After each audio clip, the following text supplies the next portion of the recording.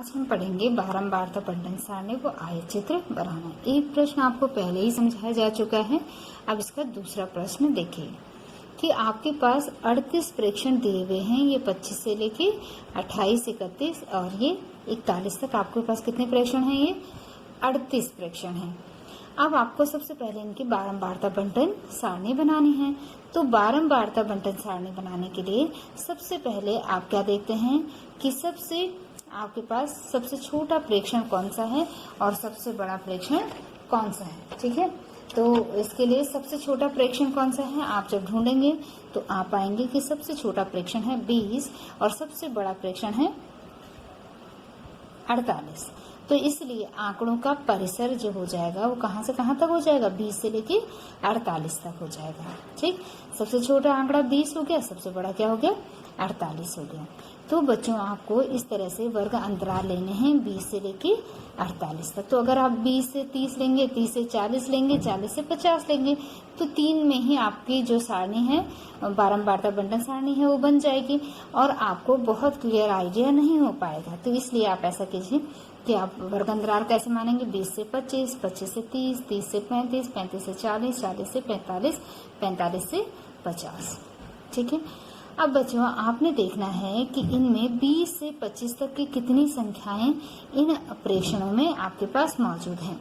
लेकिन आप 25 को नहीं लेंगे। यदि 25 वाला जो प्रेक्षण है वो कहाँ आएगा? अगले उसमें आएगा। ठीक है, तो आप ढूंढेंगे 20 से 25 में, तो 20 और 25 के बीच की संख्या क्या हो गई? एक 24 हो गई है। 20 से 25 के बीच में है 23, 20 और 25 के बीच में है 20 भी आ जाएगा इसमें। ठीक है, 22 भी आ जाएगा, ये फिर अगला 22 आ गया, फिर ये 22 आ गया। ठीक, तो इस तरह से आपके पास कितनी संख्याएं हो गई हैं? 1, 2, 3, 4, 5, 6 और एक 7 संख्याएं हो गई हैं 20 से 25 वाली। तो आपने मिलान चिन्ह कैसे लिखा है? 1, 2, 3, 4, 5, 6, 7 और बारंबारता को इस तरह से लिख देंगे कितना? 7। बच्चों इसी तरह से 25 से 30 के बीच की संख्या आप ढूंढेंगे तो देखिए 25 भी आ जाएगा इसमें। ठीक है, 25 आ जाएगा, 28 आ जाएगा। ठीक, 25 आ गया, 28 आ गया और इस तरह से आपके पास ये आ गया 29 आ गया। ठीक है, 26 आ गया और इस तरह से अगला 26 आ गया। ठीक, और ये 25 आ गया आपके पास। तो इस तरह से आपके पास 25 से 30 वाली कितनी संख्याएं हो गई हैं? 6 संख्याएं हो गई हैं। तो इसी तरह से आप ढूंढते चलेंगे, लेकिन आपने किस बात का ध्यान रखना है कि 30 इस वाले में नहीं आएगा, इस वाले वर्ग अंतराल में आएगा। ठीक, तो इस तरह से आपकी ये बारंबारता बंटन सारणी बन जाएगी। ठीक, उसके बाद बच्चों इसे कहते हैं 20 है वर्ग अंतराल की निम्न सीमा और इसे कहते हैं उच्च सीमा। वर्ग अंतराल के निम्न सीमा, उच्च सीमा, निम्न सीमा, उच्च सीमा, निम्न सीमा, उच्च सीमा। और यदि आप 25 में से 20 घटाएंगे तो आपको क्या मिल जाएगा? आंकड़ों का परिसर। तो यहाँ पे आंकड़ों का परिसर कितना हो जाएगा? 25 ऋण 20 कितना? 5, 50 ऋण 45 5, 45 ऋण 40 5। तो आंकड़ों का परिसर कितना है? 5 है। तो बारंबारता बंटन सारणी बन गई। अब आपने इसी बारंबारता बंटन सारणी का क्या खींचा है? ग्राफ खींचा है। तो ग्राफ खींचने के लिए बच्चों आपके पास यहाँ पर 2 वर्ग अंतराल उपलब्ध है और उसकी बारंबारता उपलब्ध है। तो आप एक तरफ लेंगे x एक्सिस और दूसरी तरफ क्या लेंगे आप? y एक्सिस भी। तो x एक्सिस और y एक्सिस। ठीक है, x एक्सिस पे आपने क्या लिया है? 20, 25, 30, 35, 40, 45 और 50।